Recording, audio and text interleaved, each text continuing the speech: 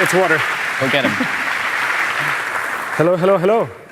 I guess even before I get started, something I started doing recently was every time I'm attending a conference, I ask the organizers what information are they getting from the attendees, what are the demographics. So in this case, in this case, the Mirror conference doesn't really keep a lot of data, but we know that this is the second year the conference is happening, and we already have, okay, 1 second.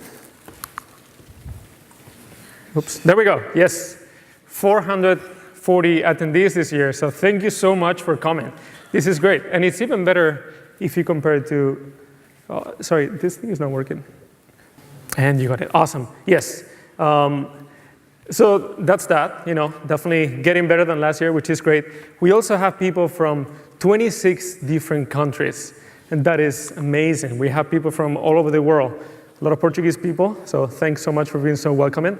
But also people from the States, Germany, Spain. I think of all these different nationalities, I met maybe 7 of them.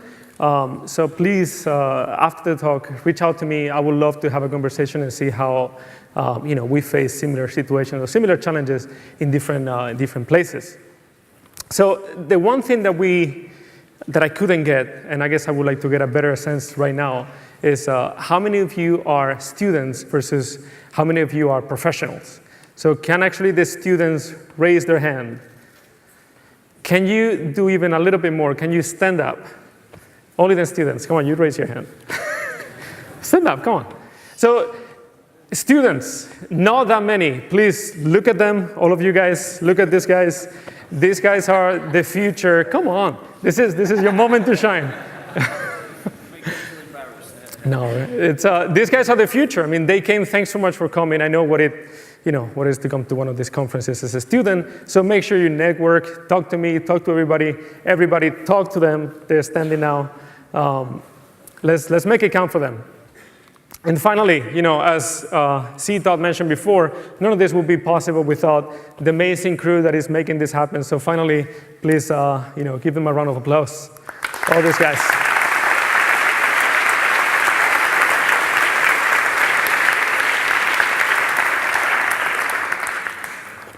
All right. So let's get started. My name is Claudio Guglieri. This is me. And that's as real as I'm gonna get ever. There's no Photoshop there. I started doing this thing with my son that basically every time I will try to get to Photoshop, and I don't use icons, I go to Spotlight all the way, and we'll get into Photo Booth instead, I will take a picture.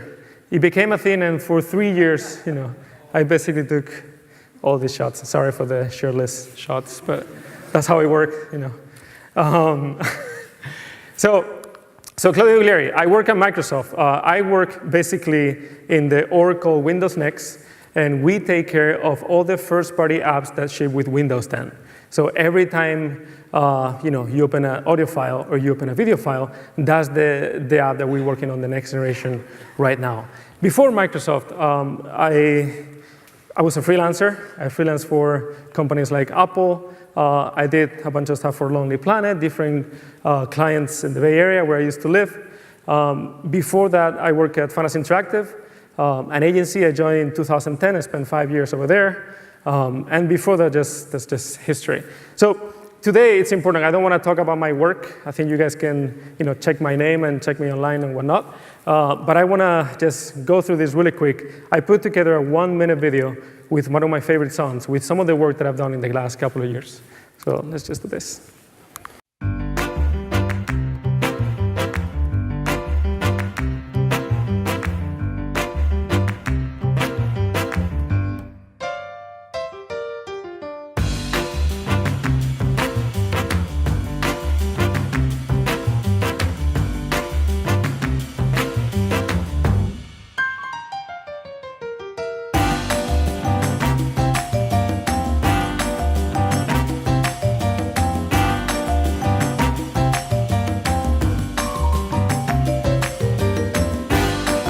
Hey, thank you.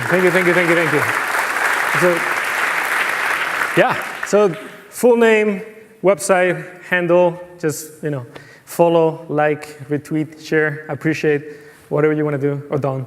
It's totally fine. So let's get started.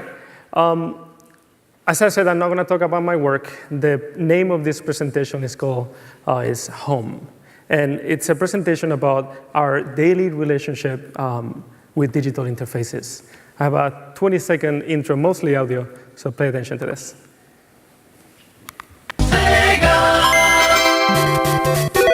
Heavy machine gun. Come get some.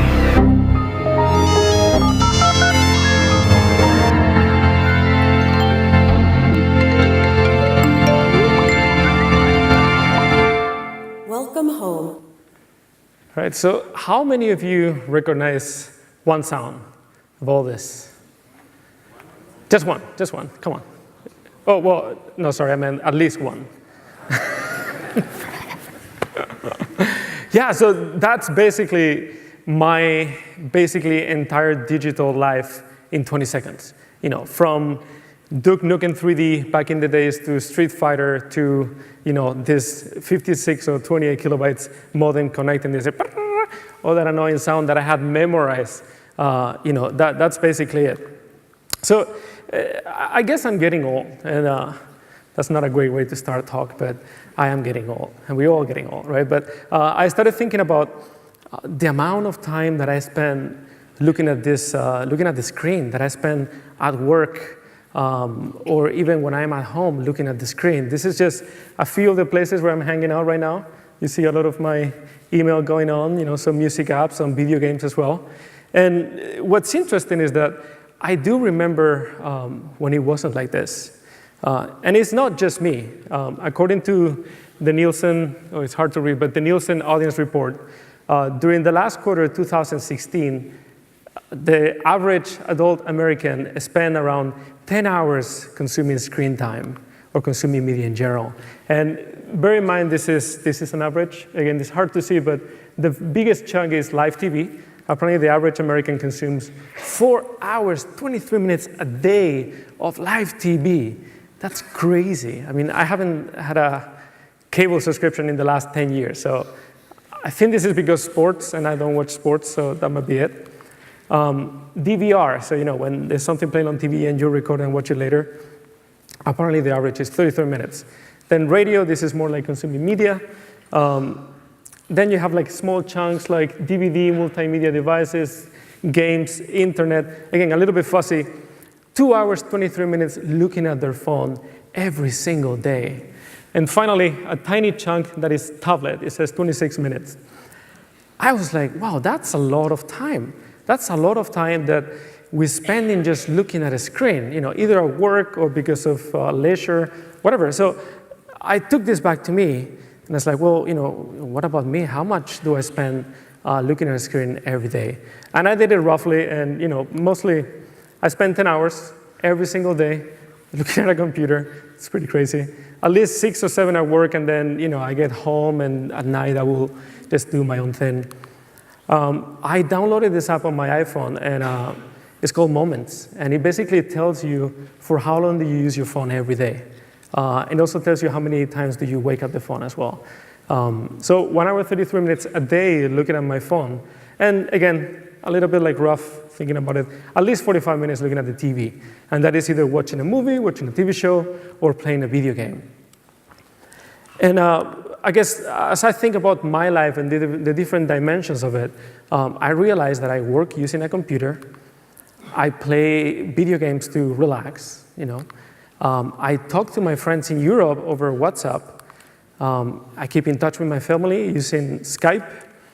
I read the news online, and when I actually want to develop a new skill, every time I'm like, oh, I don't know, cooking.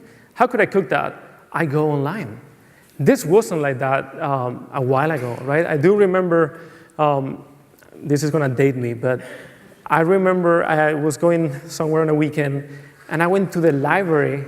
I looked for this place in the map, and I made a photocopy of the map. And how crazy is that? It's like, who the hell knows how old was that map? Yet, you know, I do remember that pretty vivid in my brain. I can actually trace this back to the very beginning. You know, everything started in 1992. my parents got me my first computer. It wasn't my first computer, it was the family's computer. It was an Olivetti 286, and that blew my mind. The first thing that I got obviously was into games. So maybe again, let's not just date myself. Do any of you recognize any of these games? You guys are really old. Come on, the new generation. Yeah, all these games, right? Like they were amazing. I recommend you don't play them again because they don't hold up. The frame rate is not the same that you remember. It's pretty bad. And one of the things is Banner Mania. Like, do you guys remember that one? Yes, no. That was the first, maybe my first contact with graphic design. Being able to put words together and print it out. I was like, wow, this is the beginning of something, this act of creation. The next big chunk that I remember is StarCraft. I hear the pain here. I play StarCraft. This is 1998. That was the first game that I played online. I played StarCraft so much. I would basically play all night, and when I would hear my mom waking up at 8 o'clock, I would run to my room and pretend that I was asleep. Obviously I will end up the whole day destroyed and, falling asleep at school, in high school, but it was worth it. And, it was more than a game. It was more than a game, right? Like, it was the first time I was able to play with people that I didn't know. We were in the same room. It was a game that will teach you strategy. It was a game that, you didn't have to be the hero to win the game. You were just working with people towards a common goal. I thought that was really powerful. We got a hint of this at the very beginning of the conference. Merck. Lots of pain as well. The first time I got internet, I was like, wow, this whole thing of talking to strangers. I met my second girlfriend on Merck, but then I met her in person, and we still continue. It was great, right? Like, it was this whole, this romantic idea. I don't know. What I like about Merck was you were able to connect with people without any of your biases, right? They were not your friends because they were on your school. They were not your friends because they were, whoever your mom was hanging out with. They were your friends because you share a passion, and that was really interesting to me. Photoshop, again, I've been using Photoshop for this is pretty scary, 17 years now. Damn, 17 years using this. I started using Photoshop in the 1999, 2000. I was attracted to this idea of creation. I was attracted to this idea of being able to do this thing and print it out and have it and show it to people and see how people would react to it. There was no dream of becoming anything. There was no reward. There was no such thing as this is how designers have to be. You need to have a skateboard, you need to have a beard, and you need to be all cool. There was no such thing. I didn't know there was a job at the end of the road. I was just attracted to this idea of creating. So, finally, moving on, the iPhone, right? It's been there for a while. I got my first iPhone in, 8 years ago, I think. So, what's interesting to me is that I've lived in a bunch of different places through my life. I was born in Granada, south of Spain. Family moved to Malaga, moved to Valencia. Eventually, I moved to London. From there, I had this girlfriend in Japan. I would go there every year for a month, for 4 years at least. And then I moved to the United States and whatnot. But of all these places where I've lived, none of them has been so constant and sometimes so important and relevant to my own psyche as these digital places. So as we look at the definition of home, and if we forget the family part of it, if we focus on, is the place where you feel familiar, is the feeling of being at home is where you feel relaxed and comfortable, when you feel in harmony with the surroundings. I will argue, or I would like to emphasize that the feeling of being at home is not necessarily tied to a physical location, and it's actually closer to a mental state. And what I'll say is that mental state, at least in my experience, and I believe for some people as well, it was sometimes easier to achieve on a digital environment. I will feel more at home coming back to, let's say, the room I was renting with a family in the UK, and getting into Photoshop or getting into Facebook or just talking to whatever friend over the internet than I will feel necessarily living in that specific place. It was more custom to me through my life, and I obviously keep good memories of it as well. So this is so intense that even Adam Alter, in his book Irresistible, which is, I really recommend this book, is basically he argues that addiction is no longer tied to substance abuse. You can actually get the damage of being addicted through a device, a digital device. This is a real thing that people are addicted to it and had bad consequences. Anyway, Adam Alter, he talks in his book about how when he's interviewing young people, they're unable to discern if something happened in person or if it happened over the internet, over an app. They talk about things that happen with friends. They're like, oh yeah, we had this discussion and this guy said this and this person said another thing. They can't remember if that was a thing that it happened when they were in their room chatting over the phone or they were actually face to face. That just tells you how these two worlds are getting so mixed up together, and that is not necessarily a bad thing. So at this point, I'm expecting you guys to be like, sure, is this it? Are we going to go an hour on and on for this? No, but so far I've been talking to you about these phenomena as consumers, right? I talk about how I consume all this medium through my life, but I'm standing right here because we're not just consumers. We are, you guys know the song? What song is it? It's not Eye of the Tiger. Damn it. That's right. We are creators. Of all the jobs that we decided to do with a computer, we could be a chef and use the computer to send emails. We could do anything. We could be a Sudoku master and just use the computer for that. But we decided to take this job where we actually create these environments for people to spend their time. Right? We design digital spaces. We design digital spaces. We design places where people will somehow spend time. And the more time they spend, you could argue they might consider that their home.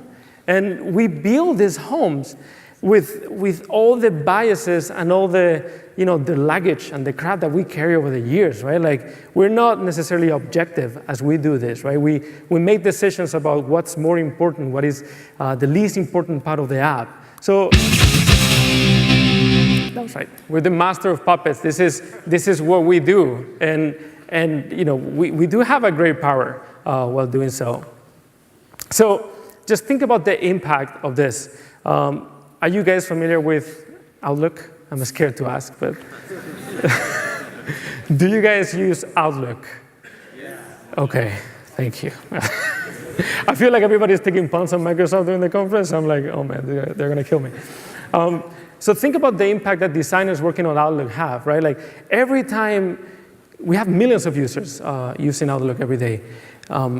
If a designer or if the team working on Outlook, they decide to make one small change, let's pretend they change how to style your font, making it bold, right? Most people don't know that you can do Control-B. Let's say they just always go to the icon and press on it. If for whatever the reason we're like, oh man, this UI is super cluttered, we should clean it up, hide it. You basically gonna have millions of people on a Monday morning writing that email. They're gonna be like, okay, the email is done. I'm gonna make this bold. They're gonna look around. Muscle memory, you're gonna go up. It's not there. And they might like, okay, where is the freaking bold thing? And multiply that, let's say 5 seconds by millions of people. That is a long time. People working on this thing, the impact they have is gigantic. And well, likely Outlook resonated with you, but I have this one just in case nobody was using Outlook. The same thing goes for Instagram, right? Like, every time they change something, suddenly it's a big deal. People will love it, people will hate it, they get reaction. They feel this is their app, they feel the owners of this thing, and the fact that you're changing it in unexpected ways, it might be a good thing, and for some people, might become a bad thing. So with that in mind, I want to talk to you about 3 different pivots, 3 different dimensions of product design that I learned over the years that might help you improve the relationship your customers have with your apps. The first one is repetition. The second one is evolution. And finally, I'll talk about ownership. Let's get started with repetition. This is about the value of instant familiarity and the life of repetitions. I have a video for you guys.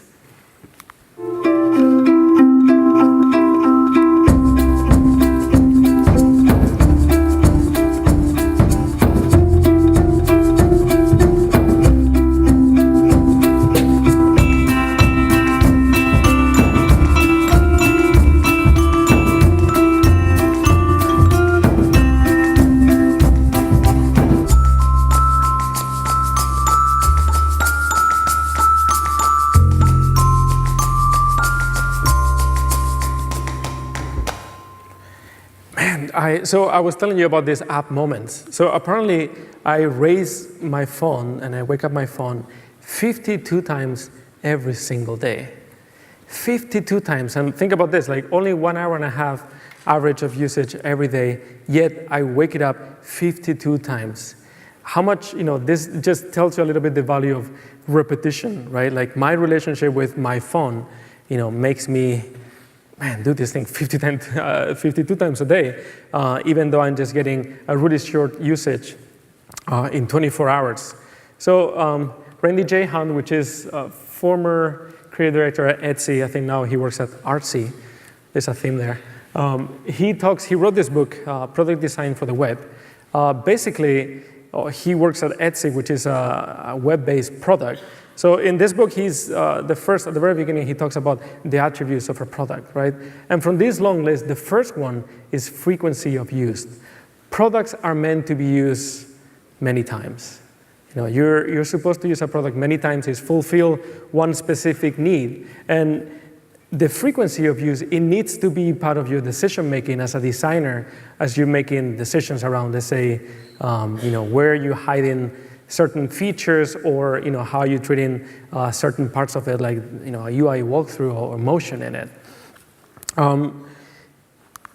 Contrary to what I just said, not all of us are really home builders, and let me explain. I do, for example, have more experience designing marketing sites than I do having designing products.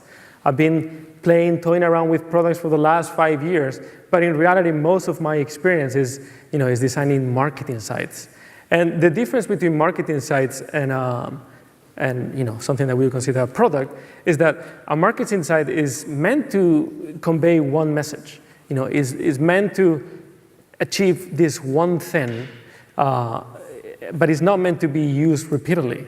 Then it definitely blends into the definition of products. So where products are valued through repetition, I'm defending this idea that that somehow we want to make our users feel at home.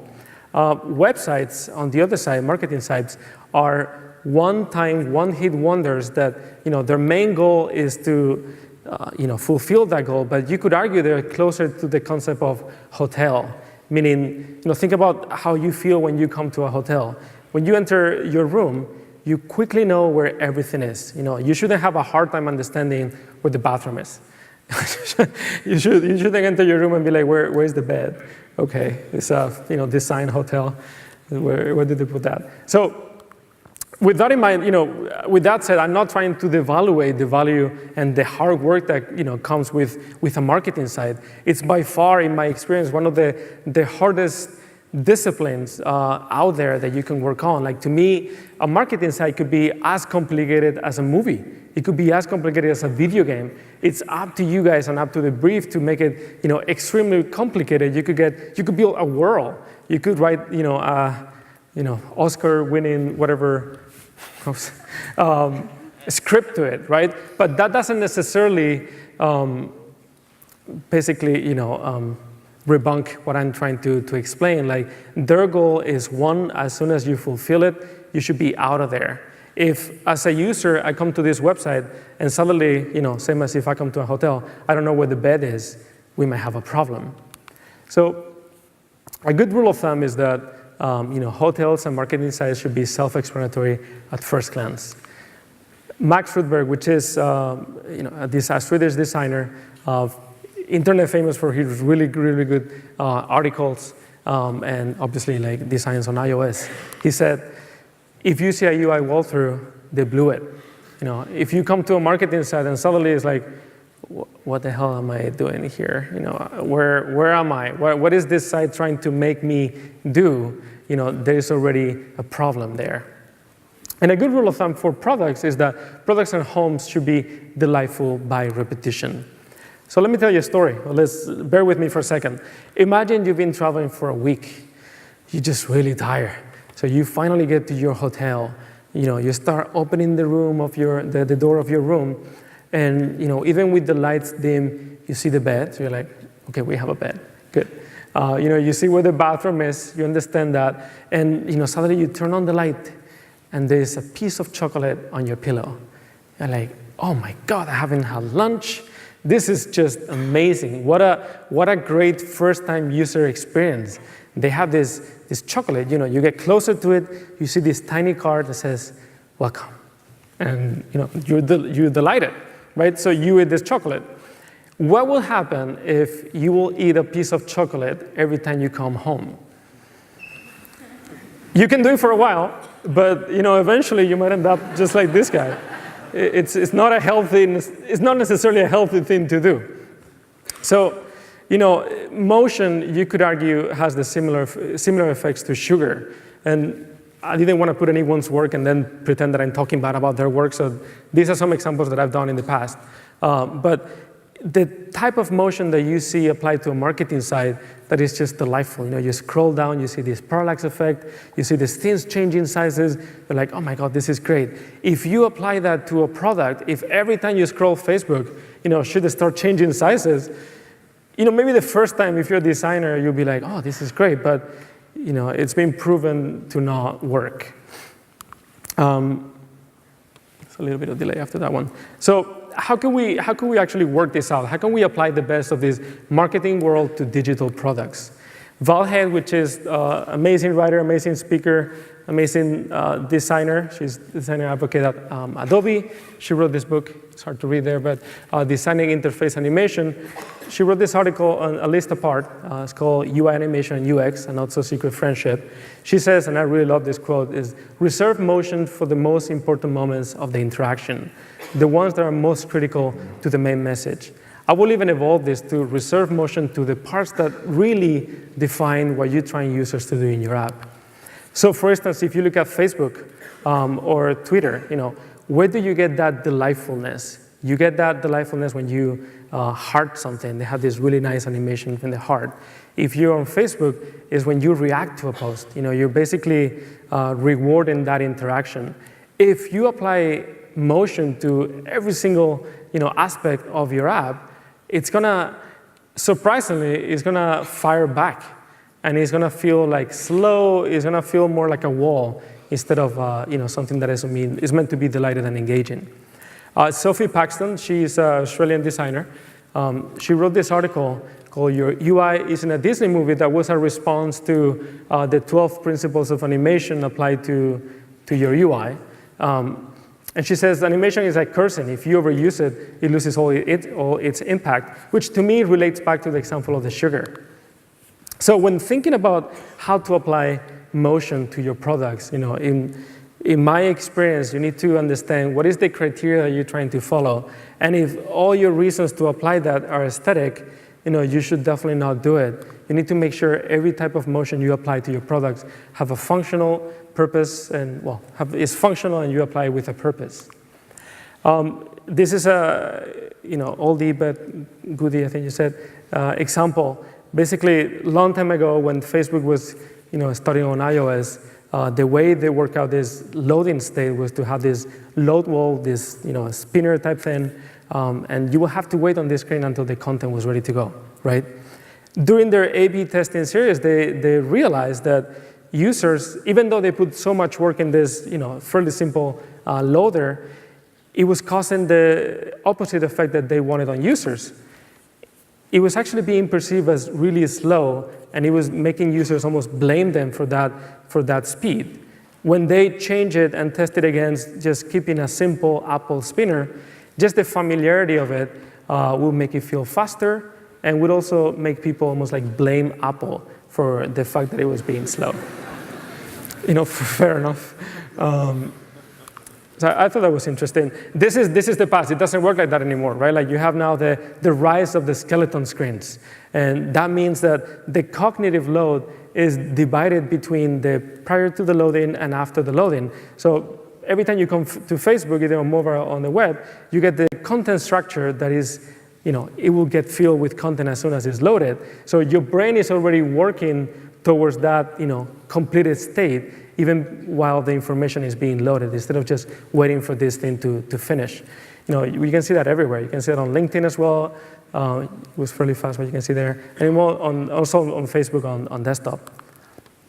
So, some rule of thumbs for how to apply emotion. Make sure it's subtle, not tiresome. Make sure as much as you can, you use it with a purpose to improve usability. In this case, for example, it anticipates the content structure. And finally, find your delighter. Find what is it that you want users to do and reward them through motion, or, with motion every time they do so. So the key learning that I had on this section was that just like water softens the edges of a stone, repetition softens the edges of a product, removing all the unnecessary complexity. All right, so that was repetition. Are you guys doing okay? We're doing okay. Come on. Yes. All right. Let's talk about evolution. And again, just because I know you guys are falling asleep, there's another video for you guys.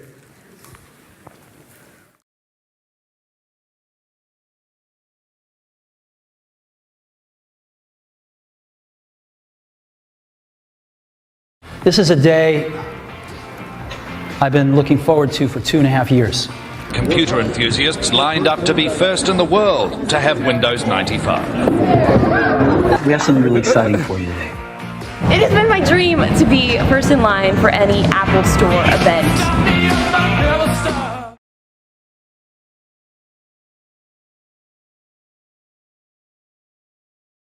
So I wasn't online to get Windows 95, but I do remember getting Windows 95. I remember feeling excited. From Windows 3.11. It was almost like a promise of something better. The point here is that we've been through this roller coaster of announcements, new devices, new software. Like we've been through this so many times, and we still manage to be excited about it. So talking about evolution, and the amount of time that we've been using these devices, I wanted to tell you guys a story. And it goes back to 2007, the first time I went to Japan. This is before I had an iPhone or before I had anything. So I went to Japan and I saw this beautiful MP3 player. Like I really love the industrial design of Sony. And I didn't have it, so I was like, man, let's buy this then. And I bought it, and it was great. The point is, when I turned it on, I quickly changed the language to English. I don't think I had Spanish. But I saw things that I didn't necessarily love. I saw this weird, extra rich iconography. I saw the way you got to songs, the way you will move around the interface. And at that point, I was like, okay, do I love it? It's okay, I can get used to it. Back in the days, we would get used to things.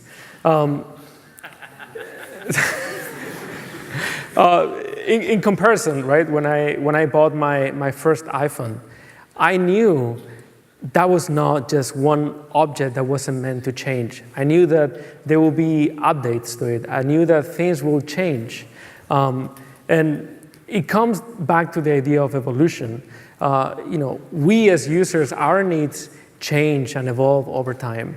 If our products actually evolve with us and somehow anticipate our needs, or at least even they create new needs that we didn't know we had, that relationship will last longer. If the products that we use don't change at all, that relationship eventually will stop. So in this case, my music listening habits eventually changed. I didn't want to carry so many devices around, so that was basically the end of this MP3 player for me. The more we think about products and the more we think about the right now, This doesn't really happen anymore, right? Like back in the days, you would buy Photoshop for like, I don't know, 800 euros or something like that. And that was it, right? That was yours to own. That was your Photoshop copy.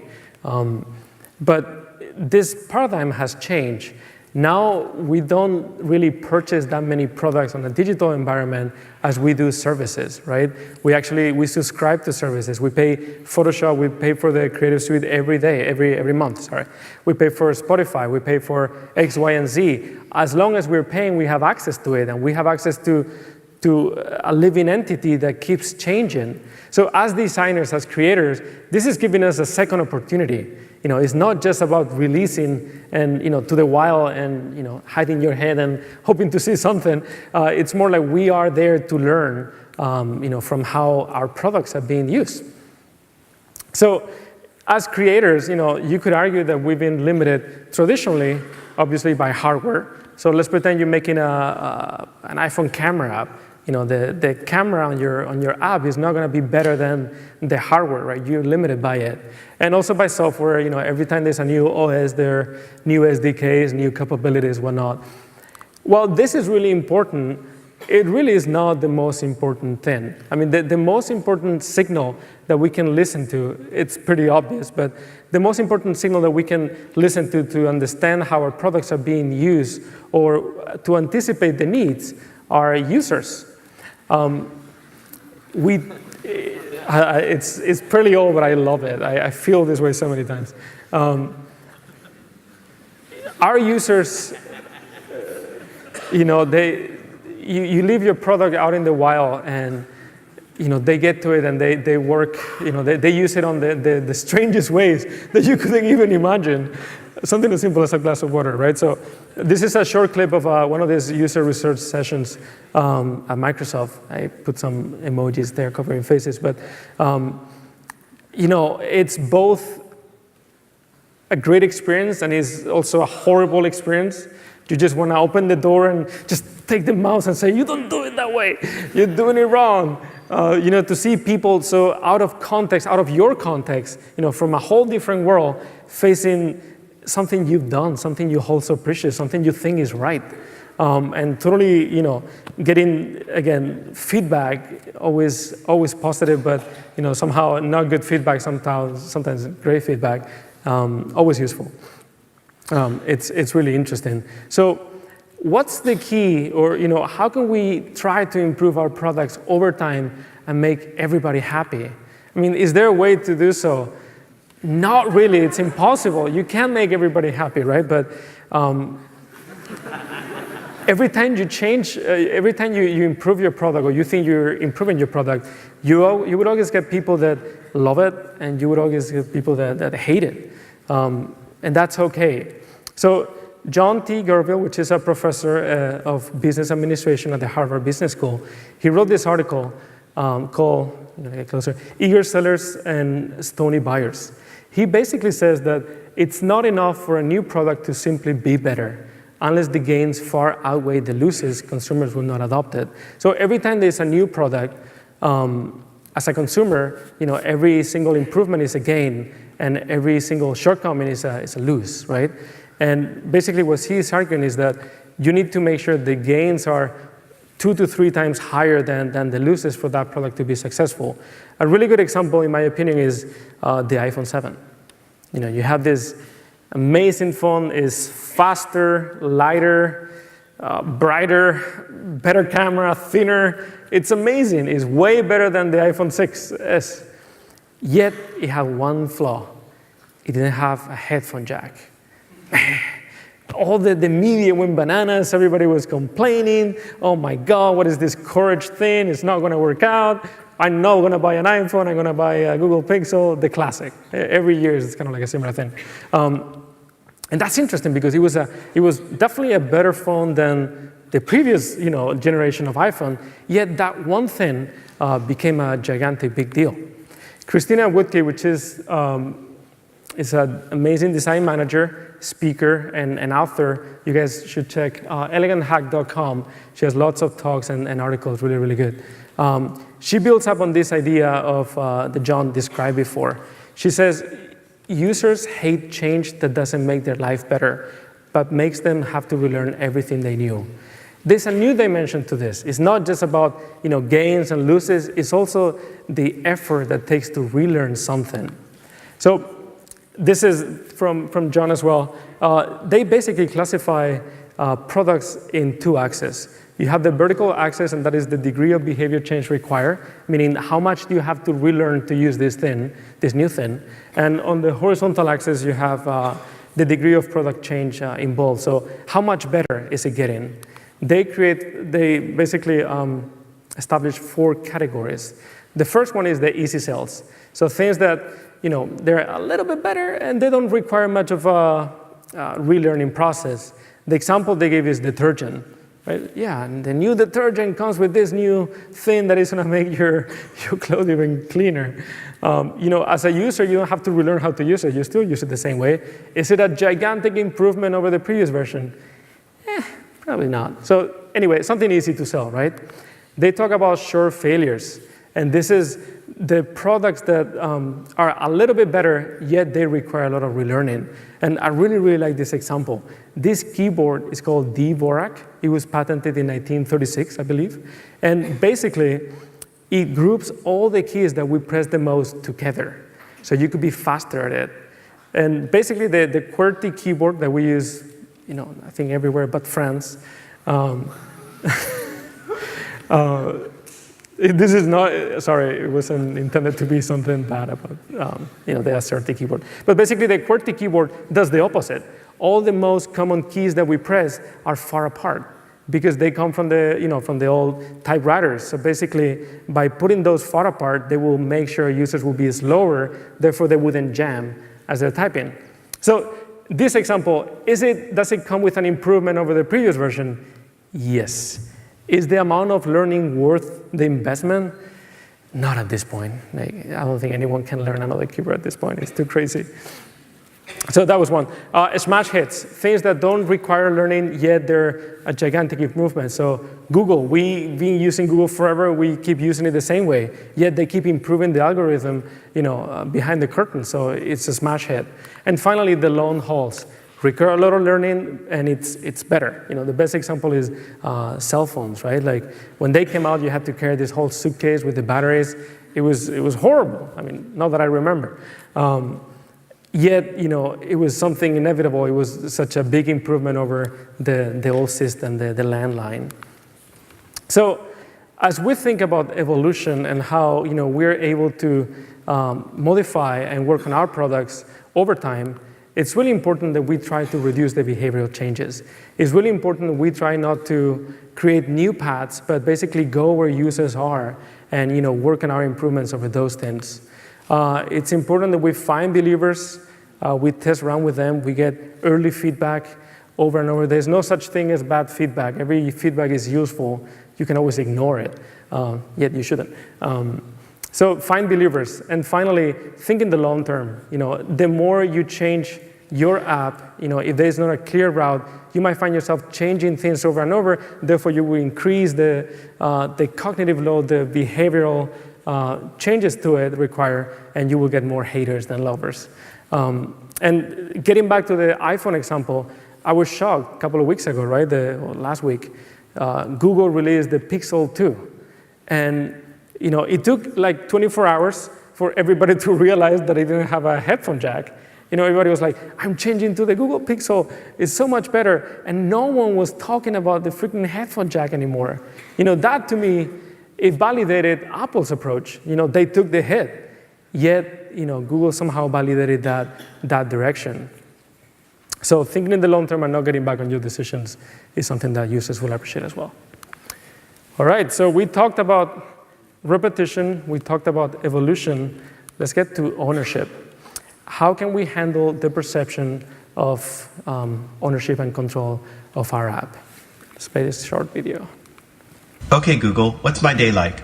It is 11:38 a.m. The weather in Newport Beach currently is 63 degrees and sunny, with a high of 71 degrees. By the way, Disney's live-action Beauty and the Beast opens today.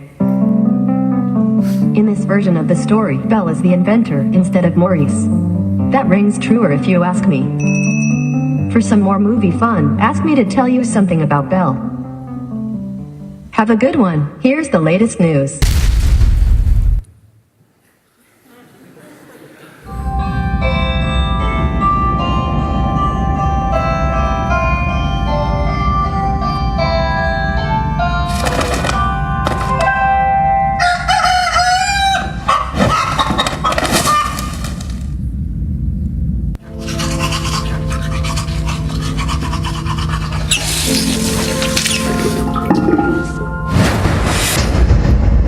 New from Wraith Babes, the hottest girls in the nastiest situations. I thought that was a good example. So getting back to Google Home, right? Like the person asked, like, how's my day today? It's like, there's a new movie. Like, what the hell are you talking about? I was asking just about my day. What's the weather? So, you know, a little bit of story time. Nothing really comes for free. Bear with me for a second. So imagine that, again, you are changing cities. You know, you just moved to a new city, a new job, and you're looking for an apartment. It's a tough market. You know, you're trying to look for something you can afford. You find this amazing apartment complex, and you know, you're talking to the whatever business company landlord, and they say, well, you should stay here for free. You're like, wow. Yeah, you should stay here for free, and not only that, you should bring your friends. You should bring your friends, bring your family, use the amenities, you know, create your life. We welcome everybody here. You're like, oh my God, this is mind-blowing. This is great. But, you know, one day, the apartment complex gets full of people, and basically you can't fit anybody else.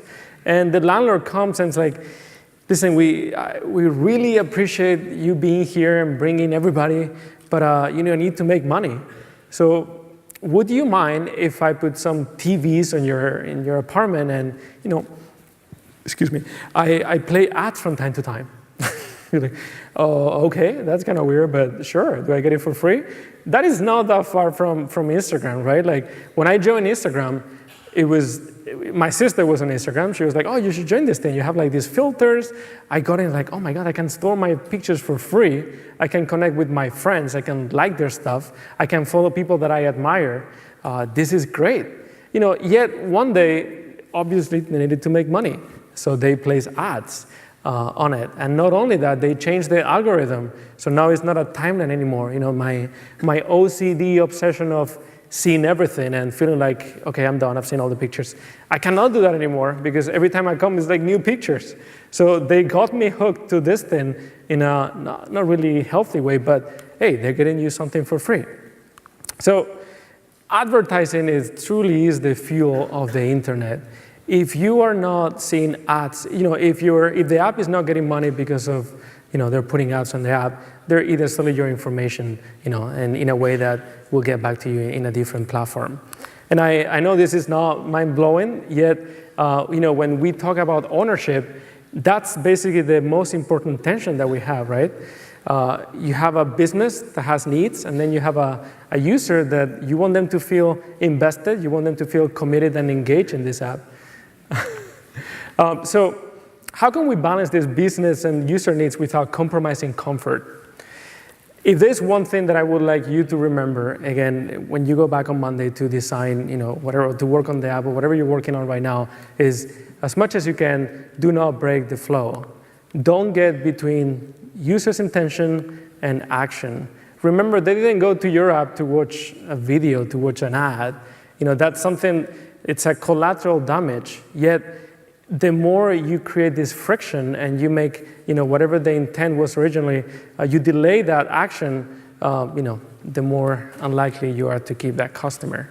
So Steven Sinofsky, which is it's like a heavyweight person of product development. He used to work at Microsoft. He came up with some of the people with the idea of OneNote that became a product that is used now by a lot of people. And now he is like the classic advisor, writer, teacher type thing. He wrote this article called Frictionless Design Choices. He says frictionless design is about reducing the energy required by an experience. Every time we add a feature to our app, let's say we're adding friction to it.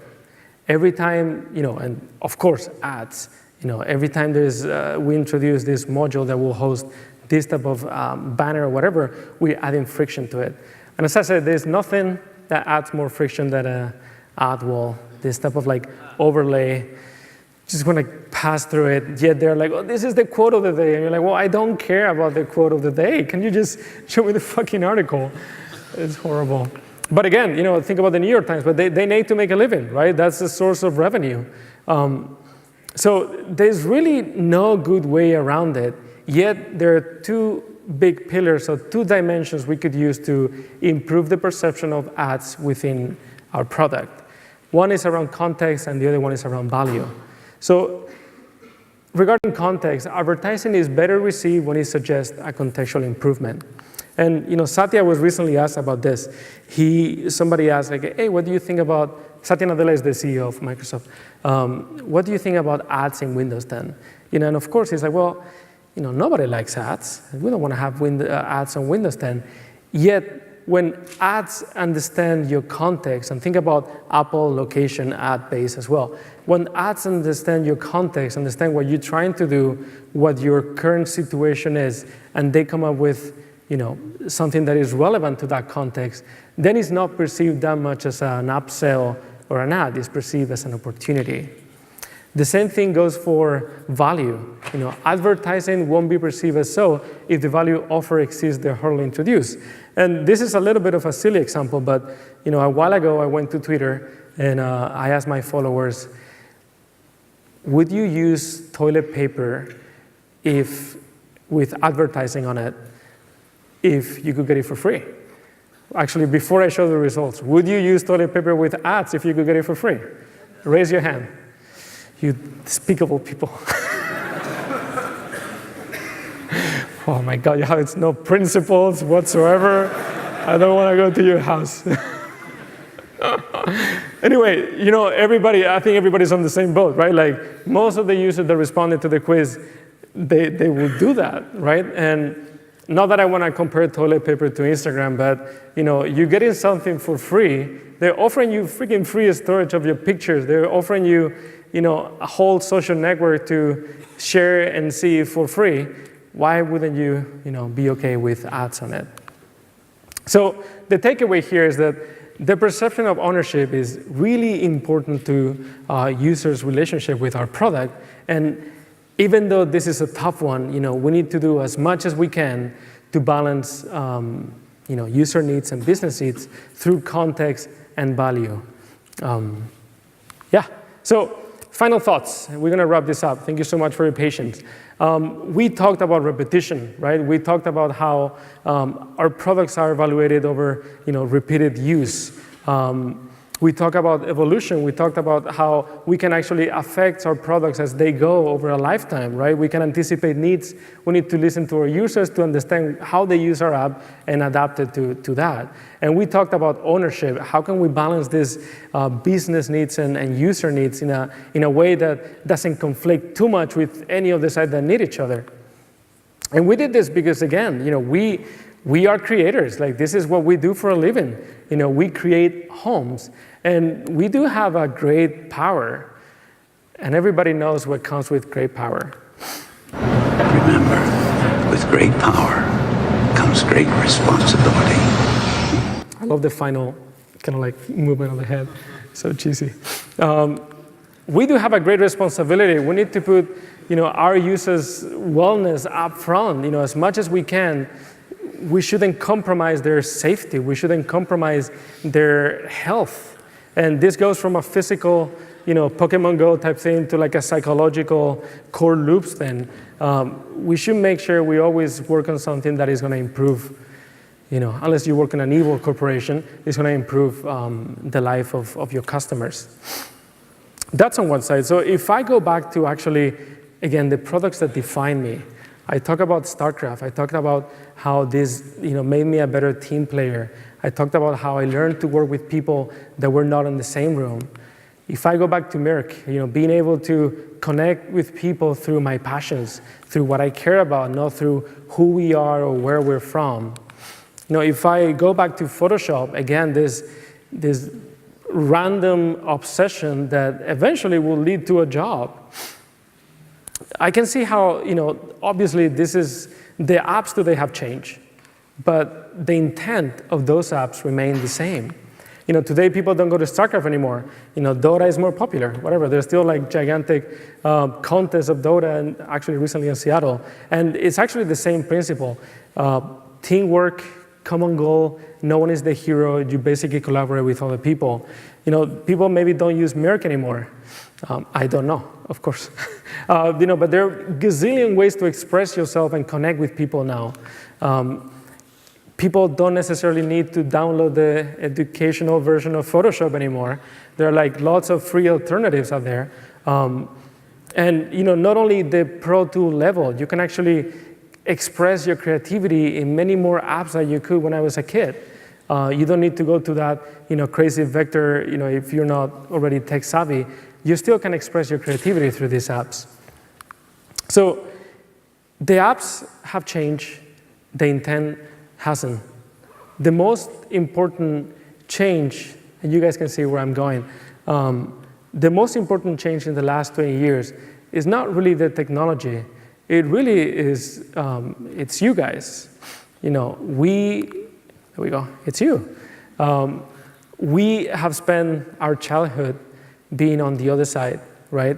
That was the beginning of our journey.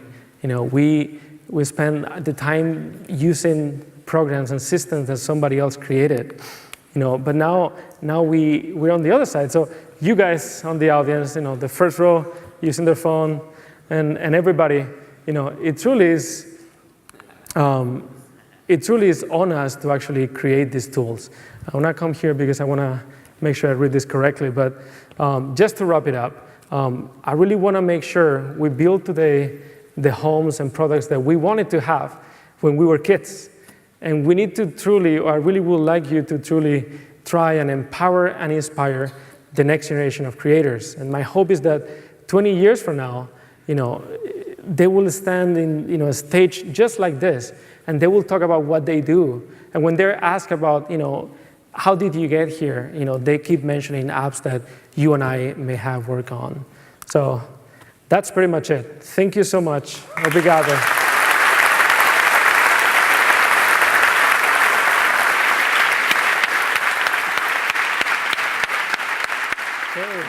Awesome talk. Loved it.